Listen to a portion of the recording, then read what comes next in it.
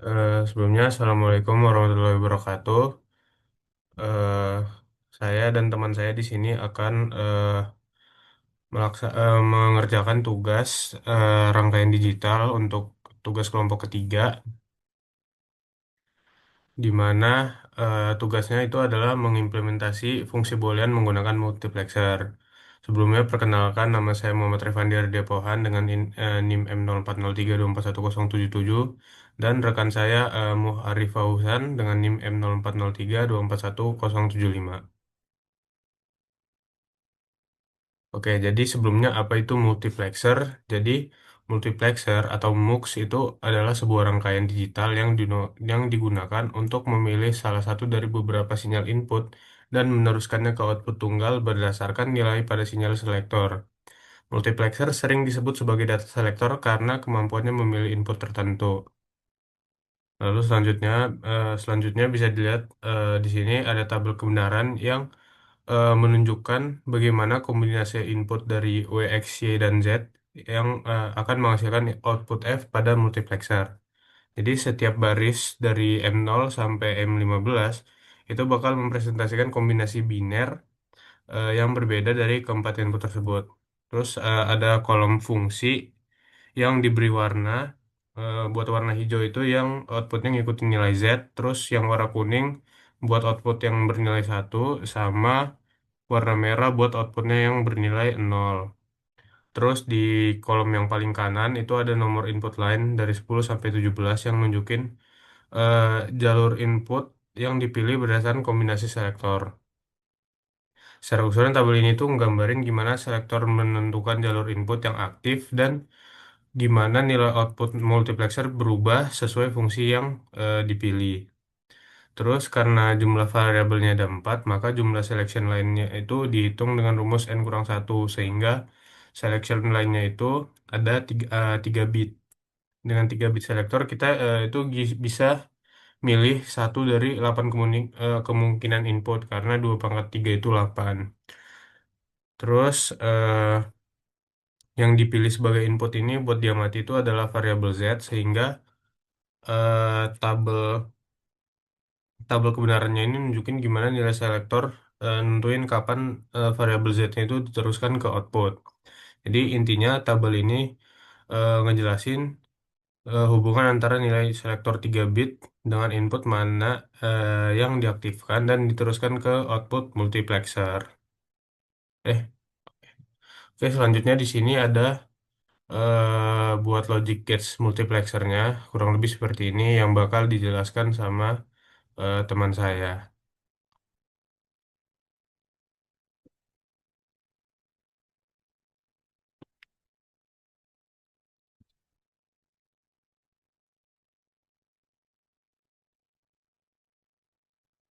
Dasar nggak? Belum kelihatan sih juga.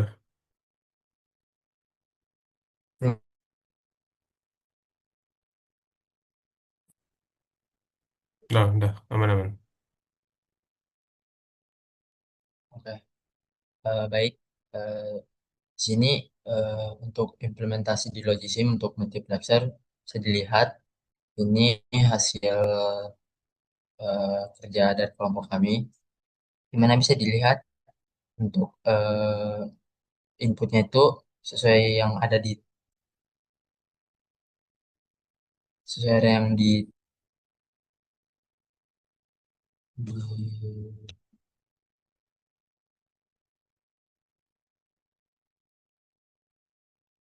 sesuai yang ada di tabel yang dimana inputnya itu rumusnya itu ada 2 pangkat 3 itu sama dengan 8. Mana 2 pangkat 3 sama dengan 8, 2 pangkat 3 itu sama dengan 8 bisa dilihat inputnya itu ada input 0, 1, 2, 3, 4, 5, 6, dan 7, di mana 0 sampai 7 itu ada 8. Terus ada input Z, di mana Z ini itu input dari yang warna hijau tadi, itu yang F sama dengan Z itu inputnya ada di I sama dengan I0. Jadi ada di 0. Terus inputnya yang kuning tadi itu di mana F, di mana F itu sama dengan 1 itu ada di input satu, dua, tiga, empat, lima, dan tujuh. Terus yang warna merah itu inputnya di mana F itu sama dengan nol ada di input yang ke-6. Kita akan lihat eh,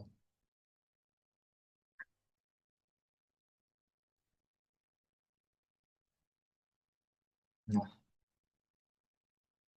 bisa dilihat. Nah, ini kita akan coba di Logisim yaitu kita coba untuk inputnya yang sama dengan satu itu kita coba yang fx sama dengan satu yang garis kedua ini di mana untuk w x y-nya itu di mana untuk w x-nya itu nol dan y-nya itu satu dan untuk z-nya itu bebas bisa nol bisa satu maka hasilnya akan satu. Terus kita akan coba juga yang bagian f sama dengan nol. Jadi bisa dilihat untuk w x-nya itu satu dan y-nya itu nol. Terus untuk z-nya itu juga bebas bisa nol bisa satu dan hasilnya akan satu. Kita akan coba di Logisim. Nah, tadi untuk yang f sama dengan satu di mana untuk seleksinya itu, nah ini untuk selection itu tadi ada tiga, di mana ada W, X, dan W, X, Y. Di mana tadi untuk Y-nya itu satu, untuk Y-nya itu satu. Nah, eh, dan kalau inputnya satu juga, dia akan tetap F-nya itu juga satu. Dan kalau Z-nya nol, dia juga akan tetap satu. Itu untuk F sama dengan satu. Nah, untuk F sama dengan 0 itu, mana tadi pada I6 itu dimana W-nya itu nol, Z-nya itu satu, W-nya satu, Z-nya satu, dan Y-nya nol. Terus kalau kita beri input untuk Z-nya itu nol, dia akan tetap nol. Dan kalau kita beri input Z-nya itu satu, dia juga akan tetap satu. Itu sesuai dengan tabel kebenaran. Sehingga untuk logisim multiplexer yang kita buat itu sesuai dengan tabel kebenaran. Mungkin sekian untuk penjelasan logisim. Saya kembalikan ke rekan saya.